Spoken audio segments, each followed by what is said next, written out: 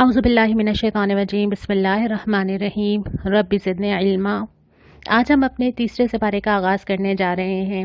तीसरे सिपारे के आगाज़ से पहले कल के सवाल का जवाब देख लेते हैं जो आपने मुझे बिल्कुल ठीक भेजा सूरह बकरा की आयत नंबर 155 से कि अल्लाह ताला इंसान को किन किन ज़राए से आज़माता है।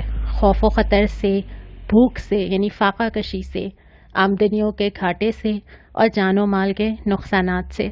इन चार चीज़ों का अल्लाह ताला ने ज़िक्र किया और आज के हालात में हमें शायद ये बहुत अच्छी तरह से समझ आ रहा है कि अल्लाह ताला हमें कहाँ कहाँ से आज़मा रहा है। कोई खौफ से आज़माया जा रहा है, कोई भूख से, कोई आमदनी के घाटे से और कोई जानो माल से। और ये आजमाइश अल्लाह ताला हर इंसान के सामने पूरी ज़िंदगी में कहीं ना कहीं लाता है और आज पूरी दुनिया के सामने आकर खड़ी हो गई है। और हमने पिछली दफ़ा ये सबक पढ़ा था कि हर आजमाइश से सुरखरू होने के तरीके बुनियादी तौर पे अल्लाह ताला ने दो चीज़ों का बहुत ज़िक्र किया है, नमाज और सब्र, अल्लाह से ताल्लुक़ और अल्लाह पर यकीन। और इंशाअल्लाह ताला इन्हीं के सहारे हम इस आजमाइश से भी गुजरेंगे। तीसरे सिपारे का जो आगाज़ होता है, शुरू में बिल्कुल ज़िक्र किया जाता है खर्च करो, खर्च करो। इससे पहले कि वो दिन आए कि फिर खर्च करने का कोई मौका नहीं होगा। फिर ये नहीं होगा कि इंसान बहुत सारा माल रख के बैठा हो और उसको मालूम हो कि उसकी ज़िंदगी ख़त्म होने वाली है और वो यकायक खर्च कर दे, बल्कि किसी भी इंसान के लिए मोहलत अमल ख़त्म होने का जो वक्त है वो नहीं जानता। वो नहीं जानता कि कल ज़िंदगी में उसको कितनी सहूलत, कितनी आफ़ियत, कितनी आसानियाँ, कितना मौका मिल सकेगा।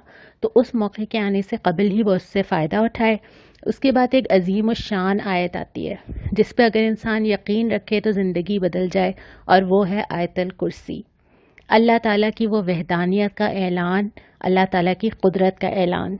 और उसके बाद फिर फ़ौरन तलक़ीन की जाती है कि जिसने अल्लाह पर ईमान लाया, जिसने अल्लाह को पकड़ लिया, उसने एक ऐसा मजबूत सहारा पकड़ लिया कि दुनिया और आखिरत में कोई रंज ना होगा। दुनिया के सारे सहारे जिनको इंसान खुद से बहुत करीब महसूस करता है, जिनके बगैर इंसान समझता है कि शायद ज़िंदगी गुजर नहीं सकती, वक्त बताता है कि ये सारे सहारे आर्जी होते हैं। लेकिन एक अल्लाह रब्बुल आलमीन की वो ज़ात है जिसको इंसान मजबूती से पकड़े तो ज़िंदगी के मुख्तलिफ मरहलों से गुजर जाए।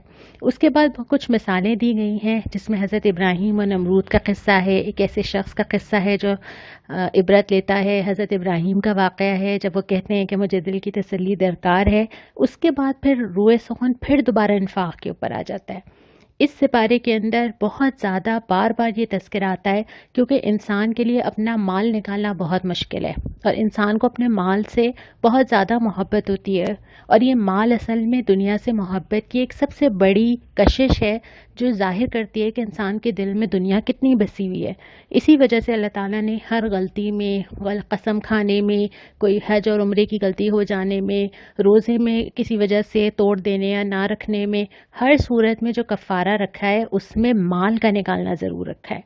और इस सिपारे के अंदर भी अल्लाह की राह में खर्च करने की मिसाल दी गई कि अल्लाह ताला उसको इतना बढ़ाता है कि इंसान तसव्वुर भी नहीं कर सकता। और ये ज़िंदगी के अंदर चीज़ तजुर्बे से समझ आती है। आपने भी कहीं ना कहीं ये तजुर्बा ज़रूर किया होगा और अगर नहीं किया तो कर लेना चाहिए। जब आप अल्लाह की राह में खर्च करते हैं अल्लाह ताला कहीं ना कहीं से आपको पलटा के वापस कर देता है। हाँ, ये ज़रूर है कि जो खर्च किया जाए वो अल्लाह की रज़ा के लिए किया जाए, इसमें कोई एहसान ना हो। और उसके साथ साथ ये भी हिदायत की गई है कि ख़ास तौर पे सफ़ेद पोश लोगों को तलाश करो, उन लोगों को ढूंढो जिनको तुम उनकी अपनी शक्लों से पहचान सकोगे, वो तुमसे मांगेंगे नहीं।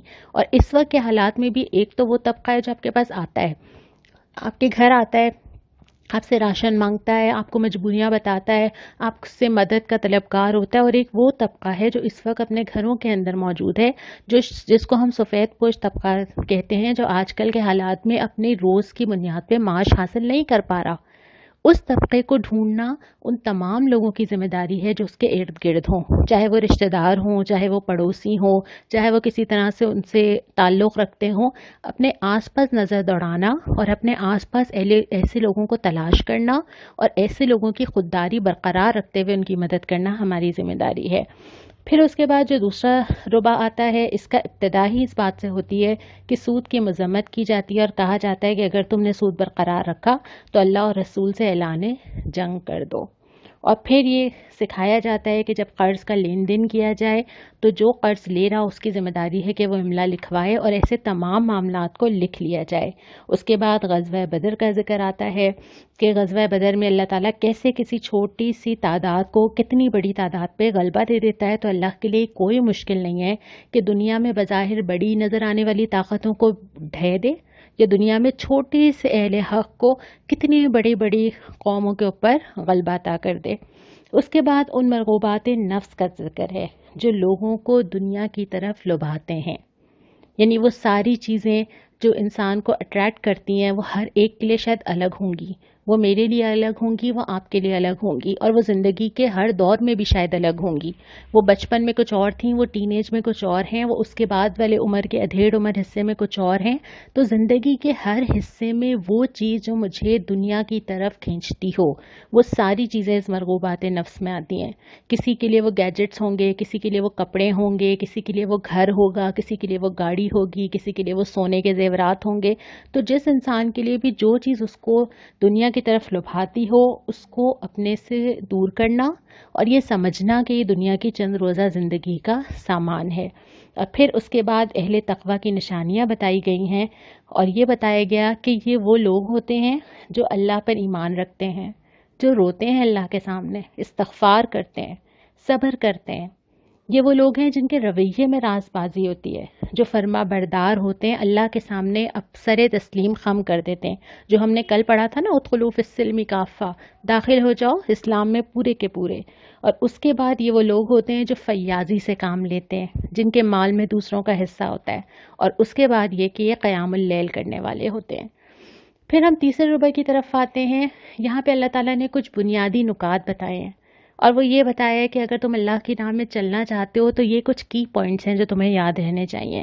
شروع میں تو ڈرایا گیا کہ جو لوگ اللہ کے احکام کی اطاعت نہیں کرتے ان کا کیا انجام ہوتا ہے، نہ صرف دنیا میں بلکہ آخرت میں بھی۔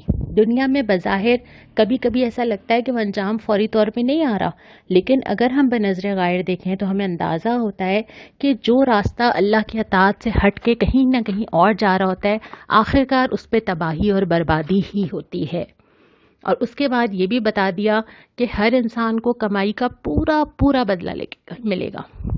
وہ جو چھوٹی چھوٹی نیکیاں اور وہ چھوٹی چھوٹی برائیاں جو ہم کر کے بھول جاتے ہیں، اللہ نہیں بھولتا۔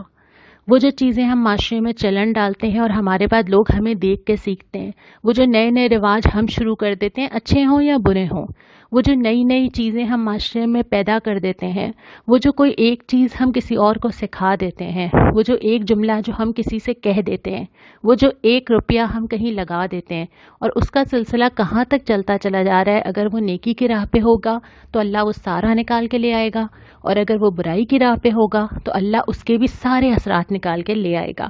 تو ہر انسان کو اپنی کمائی کا پورا بدلہ ملے گا۔ اس کے بعد پھر اللہ کی قدرت اور ملکیت کا ذکر ہے، بہت ہی پیاری آیت ہے، قل اللہم مالک الملک تؤتی الملک من تشاء، تو ہی مالک ہے، جس کو چاہے عزت دے، جس کو چاہے ذلت دے۔ اور پھر ایک شارٹ کٹ بتایا کہ اگر تم اللہ سے محبت کرتے ہو، ایک چیز پکڑ لو، نبی صلی اللہ علیہ وسلم کی پیروی۔ آپ ان سے کہہ دیجئے کہ اگر تم اللہ سے محبت رکھتے ہو تو میری پیروی کرو، اللہ کے نبی کی پیروی کرو، اللہ کے نبی کے بتائے ہوئے راستے پہ چلو، تم اللہ کی محبت کو پالو گے۔ اور اس کے بعد پھر حضرت مریم علیہ السلام کی پاکیزگی، پرورش، اور پھر حضرت عیسیٰ کی پیدائش کی خوشخبری کا ذکر کیا گیا۔ جب ہم چوتھے ربع کی طرف بڑھتے ہیں تو ابتدا میں پھر وہی موضوع واپس آتا ہے جس کو ہم نے اپنے پہلے سپارے میں پڑھا تھا، یعنی اہل کتاب کو جو مخاطب کیا گیا تھا اور فرد جرم گنوائی گئی تھی، یہاں پہ اہل کتاب سے سوالات اٹھائے گئے کہ تم کیوں نہیں مانتے اس کتاب کو، تم تو جانتے تھے، تمہیں تو اس کی بشارت دی گئی تھی، تمہاری کتابوں میں رسول کے آنے کی پہلے سے خوشخبری موجود تھی، تو تم کیوں نہیں اس نبی کو مانتے۔ کچھ سوالات اٹھائے گئے اور پھر مسلمانوں کو دوبارہ سے خبردار کیا کہ یہ اہل کتاب کبھی تمہارے ساتھی نہیں ہو سکتے، اور یہ تمہارے حق میں کبھی اچھا نہیں چاہتے، اور یہ وہ لوگ ہیں جو تم سے کچھ اور کہتے ہیں اور کسی اور سے کچھ اور کہتے ہیں۔ اور آخر میں جو اللہ تعالیٰ نے خبردار کیا ہے وہ یہ ہے کہ جو ایمان پا کر کفر اختیار کرے، اللہ اسے بار بار ہدایت نہیں دیتا۔ یعنی جس شخص کو اللہ ہدایت کا موقع دیتا ہے، اور یہ میرے اور آپ کے لیے بھی ہے کہ اللہ تعالیٰ جب ہمیں قرآن اٹھانے کا موقع دیتا ہے، قرآن کو پڑھنے کا موقع دیتا ہے، قرآن کو سمجھنے کا موقع دیتا ہے، تو اللہ تعالیٰ چاہتا ہے کہ ہم اس موقع سے فائدہ اٹھائیں۔ اگر آج آپ میری یہ آڈیو سن رہے ہیں تو یہ اللہ تعالیٰ کی توفیق کے بغیر نہیں ہو سکتا، یہ ممکن ہی نہیں تھا اگر اللہ آپ کو اس کا موقع نہ دیتا۔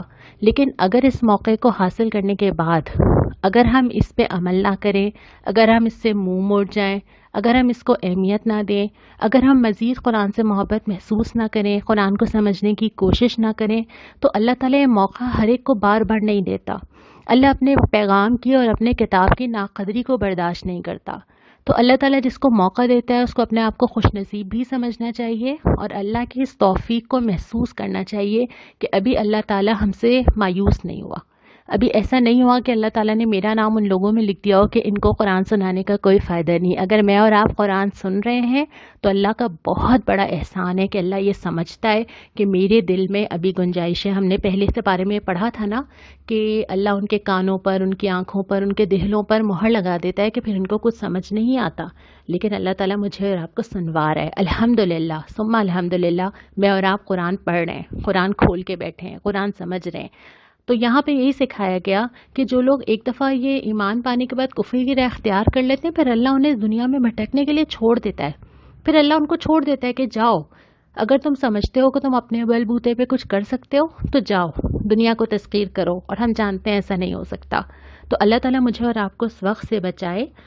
اس سپارے کا جو ہم نے آج پڑھا، اس کا بہت سارا حصہ جو ہے وہ انفاق کے متعلق ہے کہ اگر اللہ کی راہ میں انفاق کیا جائے تو کن چیزوں کا خیال رکھا جائے۔ تو یہی میرا آج آپ سے سوال ہے کہ اللہ کی راہ میں خرچ کرتے ہوئے کن چیزوں کا خیال رکھنا چاہیے۔ اور جو دعائیں آج ہم نے پڑھی آج کے سپارے میں، وہ سورہ آل عمران میں 2 دعائیں آئی ہیں، آیت نمبر 8 میں آئی ہے اور آیت نمبر 16 میں آئی ہے۔